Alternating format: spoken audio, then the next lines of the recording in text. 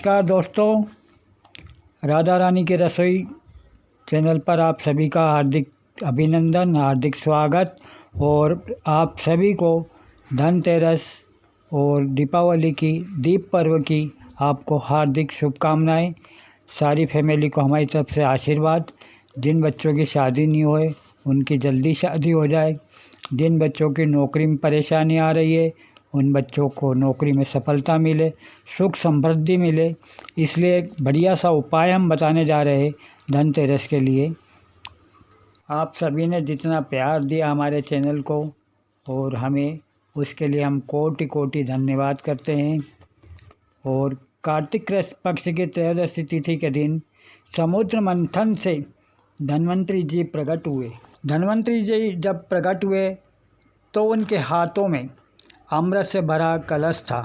भगवान धन्वंतरी कलश लेकर प्रकट हुए थे, इसलिए इस दिन बर्तन खरीदने की परंपरा है। विशेषकर पीतल और चांदी के बर्तन खरीदना चाहिए, क्योंकि पीतल महर्षि धन्वंतरी को धातु है और इस घर में आरोग्य, सौभाग्य और स्वास्थ्य का लाभ होता है। धनतेरस के दिन धन के देवता कुबेर और यमदेव की पूजा की जाती है। विशेष महत्व है इनकी पूजा का। इस दिन को धन्वंतरी जयंती के नाम से भी जाना जाता है। आरोग्य और सुख समृद्धि के लिए धनतेरस पर विधि विधान से पूजन करें। दीपावली का त्यौहार धनतेरस की पूजा से आरंभ हो जाता है। कार्तिक मास के कृष्ण पक्ष की त्रयोदशी तिथि को धनतेरस का पर्व मनाया जाता है। इस बार धनतेरस का त्यौहार 13 नवंबर को मनाया जाएगा। धनतेरस पर लोग नए बर्तन और नया सामान खरीदते हैं। धनतेरस पर विशेष तौर से भगवान धन्वंतरी की पूजा का प्रावधान है। यह देवता के चिकित्सक है, इसलिए इन्हें चिकित्सा का देवता भी माना जाता है। इनकी पूजा करने से शरीर के रोग नष्ट होते हैं। धनतेरस में माँ लक्ष्मी और धन के देवता कुबेर की भी पूजा की जाती है। मान्यता है कि धनतेरस पर विधि विधान से पूजा करने पर आरोग्य और सुख समृद्धि बनी रहती है। पूरे साल घर में माँ लक्ष्मी का कृपा से बरकत होती रहती है और माँ लक्ष्मी का आशीष प्राप्त होता है। धनतेरस तिथि शुभ मुहूर्त। धनतेरस तिथि शुक्रवार 13 नवंबर 2020। धनतेरस पूजन मुहूर्त है शाम 5:25 से शाम 5:59 तक। प्रदोष काल रहेगा 5:25 से रात 8:06 तक। वृषभ काल शाम 5:33 से शाम 7:29 तक। त्रयोदशी तिथि प्रारंभ होगी 12 नवंबर की रात 9:30 से। दोस्तों, पौराणिक महत्व है कि इस दिन नए उपहार, सिक्का, बर्तन व गहनों की खरीदारी करना शुभ रहता है। शुभ मुहूर्त समय में पूजन करने के साथ 7 धान्यों की पूजा की जाती है। 7 धान्य जैसे गेहूँ, उड़द, मूंग, चना, जौ, चावल और मसूर है। 7 धान्यों के साथ ही पूजन सामग्री में विशेष रूप से स्वर्ण पुष्पा के पुष्प से भगवती का पूजन करना लाभकारी रहता है। श्वेत मिष्ठान का नैवेद्य लगाएं। इस दिन पूजा में भोग लगाने के लिए नैवेद्य के रूप में श्वेत मिष्ठान का प्रयोग किया जाता है। साथ ही इस दिन स्थिर लक्ष्मी का पूजन करने का विशेष महत्व है।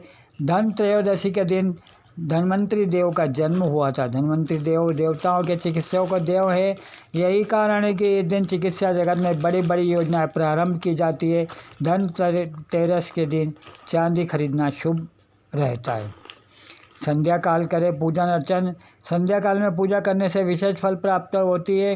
पूजा के स्थान पर उत्तर दिशा की तरफ भगवान कुबेर और धन्वंतरी की मूर्ति स्थापना कर पूजा करनी चाहिए। इसके साथ ही माता लक्ष्मी, भगवान श्री गणेश की पूजा का विधान है। ऐसी मान्यता है कि भगवान कुबेर को सफ़ेद मिठाई जबकि धन्वंतरी को पीली मिठाई का भोग लगाना चाहिए, क्योंकि धन्वंतरी जी को पीली वस्तु अधिक प्रिय है। पूजा में फूल, फल, चावल, रोली, चंदन, धूप व दीप का इस्तेमाल करना फलदायक होता है। धनतेरस के अवसर पर यमदेव के नाम से एक दीपक निकालने की भी प्रथा है। दीप जलाकर श्रद्धा भाव से यमराज को नमन करना चाहिए। धनतेरस के दिन कुबेर के अलावा यमदेव को भी यह दीपदान किया जाता है। इस दिन यमदेव की पूजा करने के विषय में एक मान्यता है कि इस दिन यमदेव की पूजा करने से घर में असमय मृत्यु का भय नहीं रहता है। धन त्रयोदशी के दिन यमदेव की पूजा करने के बाद घर के मुख्य द्वार पर दक्षिण दिशा की ओर मुख वाला दीपक पूरी रात्रि जलाना चाहिए। दक्षिण दिशा में दीप का विशेष महत्व है। धनतेरस पर दक्षिण दिशा में दिया जलाया जाता है। इसके पीछे की कहानी कुछ यूँ है। एक दिन दूत ने बातों ही बातों में यमराज से प्रश्न किया कि अकाल मृत्यु से बचने का कोई उपाय है क्या। इस प्रश्न का उत्तर देते हुए यमदेव ने कहा, जो प्राणी धनतेरस की शाम यम के नाम पर दक्षिण दिशा में दिया जलाकर रखता है उसकी अकाल मृत्यु नहीं होती है। इस मान्यता के अनुसार धनतेरस की शाम लोग आंगन में यम देवता के नाम पर दक्षिण दिशा की ओर दीप जलाकर रखते हैं। फलस्वरूप उपासक और उसके परिवार को मृत्युदेव यमराज के कोप से सुरक्षा मिलती है। विशेष रूप से यदि घर की लक्ष्मी इस दिन दीपदान करे तो पूरा परिवार स्वस्थ रहता है। पूजा में ये भी करे शामिल तो बहुत फलदायी होगा आपका धनतेरस। पान, शास्त्रों में धनतेरस पर पूजा की सामग्री के लिए पान का विशेष महत्व है और पान का इस्तेमाल करना चाहिए। पान के पत्ते में देवी देवताओं का वास माना जाता है, इसलिए धनतेरस और दीपावली की पूजा में इसे शुभ माना जाता है। सुपारी, धनतेरस की पूजा में सुपारी के इस्तेमाल के बिना पूजा आरंभ नहीं होती है। सुपारी को ब्रह्मदेव, यमदेव, वरुण देव और इंद्र देव का प्रतीक माना जाता है। धनतेरस के दिन पूजा में प्रयोग गई सुपारी को तिजोरी में रखना लाभदायक होता है। साबुत धनिया, धन के दिन आप साबुत धनिया खरीद कर लेकर आए और इसे माँ लक्ष्मी के सामने अर्पित करें। इससे आपकी सारी आर्थिक परेशानी दूर होगी। खील, बतासा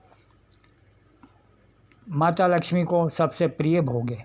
माता लक्ष्मी की पूजा में बतासे से हर समस्या का समाधान होता है। कपूर महालक्ष्मी को बहुत प्रिय है। महालक्ष्मी, कुबेर और भगवान धन्वंतरि की पूजा में कपूर जरूर जलाएं। कपूर जलाने से घर की नकारात्मक ऊर्जा बाहर और सकारात्मक ऊर्जा घर में आती है। तो ये धनतेरस का विशेष महत्व है। आप अपनी श्रद्धा अनुसार जैसे भी आप चाहे उस हिसाब से आप कर सकते हैं। और अगला वीडियो हम विशेषकर आपको बताएंगे कि किस लग्न के जातक को कौन सा सामान खरीदना चाहिए भाग्य वृद्धि के लिए धनतेरस पर, राशि अनुसार हम बताएंगे अगले वाले वीडियो में। धनतेरस की शाम घर के बाहर मुख्य द्वार पर आंगन में दीप जलाने की प्रथा भी है। इस प्रथा के पीछे एक लोक कथा है। कथा के अनुसार किसी समय में एक राजा थे जिनका नाम हेम था। देव कृपा से उन्हें पुत्र रत्न की प्राप्ति हुई। ज्योतिषियों ने जब बालक की कुंडली बनाई तो पता चला कि बालक का विवाह जिस दिन होगा उसके ठीक 4 दिन के बाद वह मृत्यु को प्राप्त होगा। राजा इस बात को जानकर बहुत दुखी हुआ और राजकुमार को ऐसी जगह पर भेज दिया जहाँ किसी स्त्री की परछाई भी न पड़े। देवयोग से एक दिन एक राजकुमारी उधर से गुजरी और दोनों एक दूसरे को देखकर मोहित हो गए और उन्होंने गंधर्व विवाह कर लिया। विवाह के पश्चात विधि विधान का सामने आया और विवाह के 4 दिन बाद यमदूत उस राजकुमार के प्राण लेने आ पहुँचे। जब यमदूत राजकुमार प्राण ले जा रहे थे उस वक्त नवविवाहिता की उसकी पत्नी का विलाप सुनकर उनका हृदय भी द्रवित हो उठा, परंतु विधि के अनुसार उन्हें अपना कार्य करना पड़ा। यमराज को जब यमदूत यह कर रहे थे उसी समय उनमें से एक ने यम देवता से विनती की, हे यमराज, क्या कोई ऐसा उपाय नहीं है जिससे मनुष्य अकाल मृत्यु से मुक्त हो जाए। दूत के इस प्रकार अनुरोध करने से यमदेवता बोले, हे दूत, अकाल मृत्यु तो कर्म की गति है, इससे मुक्ति का एक आसान तरीका मैं तुम्हें बताता हूँ, सो सुनो। कार्तिक कृष्ण पक्ष की त्रयोदशी की रात जो प्राणी मेरे नाम से पूजन करके दीपमाला दक्षिण दिशा की ओर भेंट करता है उसे अकाल मृत्यु का भय नहीं रहता है। यही कारण है कि लोग इस दिन घर से बाहर दक्षिण दिशा की ओर दीप जलाकर रखते हैं। धनतेरस की पूजन विधि इस प्रकार है। धनतेरस की शाम के समय उत्तर दिशा में कुबेर, धन्वंतरि, भगवान और माँ लक्ष्मी की पूजा की जाती। पूजा के समय घी का दीपक जलाए, कुबेर को सफ़ेद मिठाई, भगवान धन्वंतरि को पीली मिठाई और चढ़ाए और पूजा करते समय ओम ह्रीं कुबेराय नमः मंत्र का जाप करते रहें। फिर धन्वंतरि स्तोत्र का पाठ करें। इसके बाद भगवान गणेश और माता लक्ष्मी की पूजा करें और मिट्टी का दीपक जलाए। माता लक्ष्मी और भगवान गणेश को भोग लगाए और फूल चढ़ाए।